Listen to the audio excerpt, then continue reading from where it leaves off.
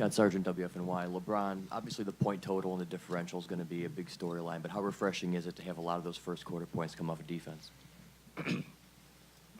We understood that coming back from the game 3 and game 4, we just didn't play our defense the right way.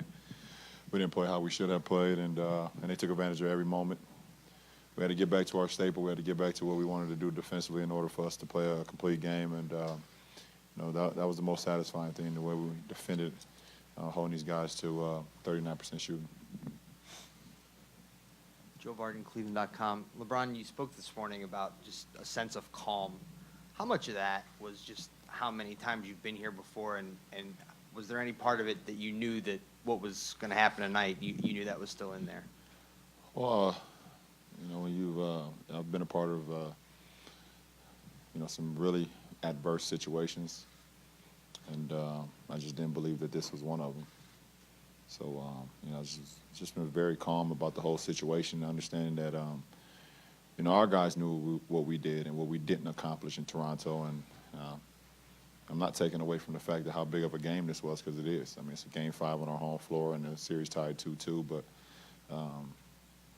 from the very moment that we lost game 4, I was just very calm about the whole situation.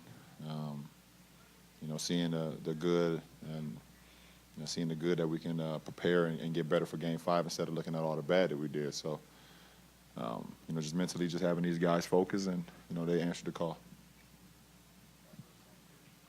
Kenny Rowe to WHBC Radio. Kyrie, for you over here on this side, all 3 of the big 3 scored over 20, but defensively tonight you guys did a great job holding down DeRozan and Lowry. What changed defensively with the guards holding them to only 27 after they scored over 60 last game?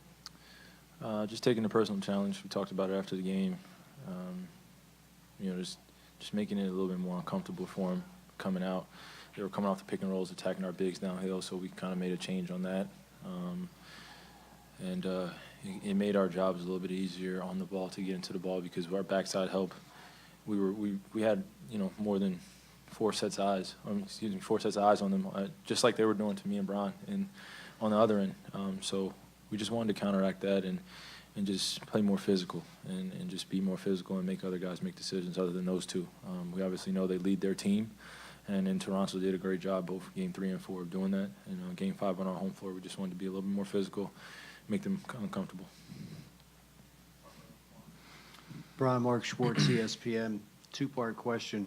First of all, when Kevin Love throws you an outlet pass in full stride, not everybody can do that on either end. Explain the dynamics of what makes that such a great basketball play. Well, first of all, like you stated the first part, having someone like Kevin who can make that pass. He's been throwing outlet passes, chest passes, full court for a long time now, probably all the way back to, to high school. And obviously we saw it because, at UCLA, we saw it in Minnesota, and now we're starting to get that connection here, and we have it. For me, it's fun for me. I can be a receiver again. Take me back to my football days and just try to keep the cornerback on my hip and not look up until the ball gets there, and then able to finish. So it's a huge play. And in that particular case, we kind of even talked about it while the jump ball was going on with Swish, and he was able to lead me to the rim, and I was able to finish. Also, we talked about how Kevin's feeling more connected to the team and maybe coming out of his shell a little bit more.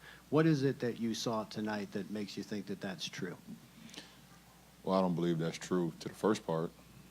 Kev has always been out of his shell. You just don't do it around you guys because it's not about that. What we do as a team, we keep everything in-house, and besides RJ bringing out little Kev as recently, everything has been in-house. But Kev is a great guy. He's a great teammate, and tonight was just a bounce back for him. He knew he didn't play his style of basketball or how he wanted to play to help us win in Toronto, and he wanted to make a different outcome of it, and he did that tonight. So it's a true professional. Dave McMenamin, ESPN. LeBron, when you did have playoff struggles early in your career and everybody, the whole world was watching, you were able to bounce back from that and get to yourself to a point to have accomplishments. You kind of saw that play out for Kevin And when we spoke after Game 3, you said, you know, we're going to help him, but also we kind of have to do it for himself. What's that process like, seeing him, I guess, achieve that first challenge? I mean, it's very difficult, and you feel like you're by yourself. You know, I've been there before. When you're a big part of a puzzle, and you know, things just don't go the way that you either dreamed about it or, you know, how you thought it was going to be. So, you know, you just feel like you're by yourself for either 24 hours or 48 hours or however long the case may be. And you know, to see him come out the way he did tonight, just aggressive from the beginning. You know, his first bucket, his first paint touch, I mean, for his first touch was in the paint, a right-hand jump hook. And, you know, we knew from that point on that, you know, that's where he wanted it, and we continued to go to him. So it was great to see him bounce back like that.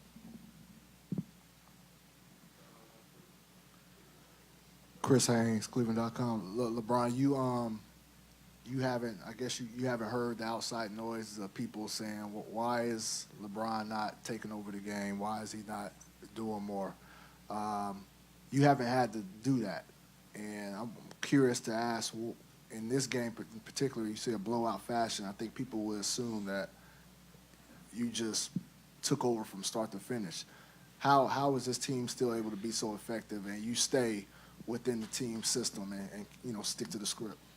Because we didn't get to this point in our season by me taking over every game. So, you know, I kind of laugh at it when I hear from you guys when I do my media availability about me, people saying take over the game. My presence on the floor is much bigger than what numbers, you know, talk about. And, you know, when you have a young superstar like this guy, you have Kevin, who's a superstar as well, and they've helped us get to this point. So you don't just throw in the kitchen sink just because we lose 2 games or we don't play as well as we did. There will be a time where, you know, I may have to have one of those big games, but, you know, until then, just relax. Hey, LeBron, Jared Greenberg from Turner Sports.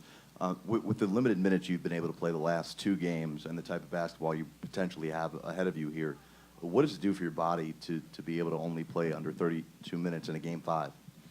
Well, I mean, it's great, for sure. Anytime you're able to, you know, clock in under, for me, you know, 35 minutes, it's great. But my body has been trained all season to do whatever it takes. And, you know, tonight was one of those instances where I didn't need it as much, but I've trained my body over, you know, quite a few months now to whatever coach needs me, whatever this team needs me, I'll be ready for it. LeBron, Chris Fedor, Cleveland.com. You said earlier today on Uninterrupted that you like the pressure of Game 5 because it's going to show you what this team is all about. What do you think the team showed tonight?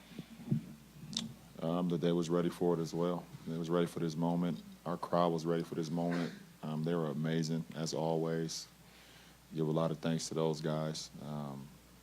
They were amazing from the beginning. And, you know, it starts with our floor general. Our floor general came out, and I think he had 12 in the first quarter. He got to where he wanted to get on the floor. His pull-up was working. His 3 in transition was working. He led the team, put us in position to succeed. And then and obviously Kev had a huge first quarter as well. And everybody else just followed their lead after that.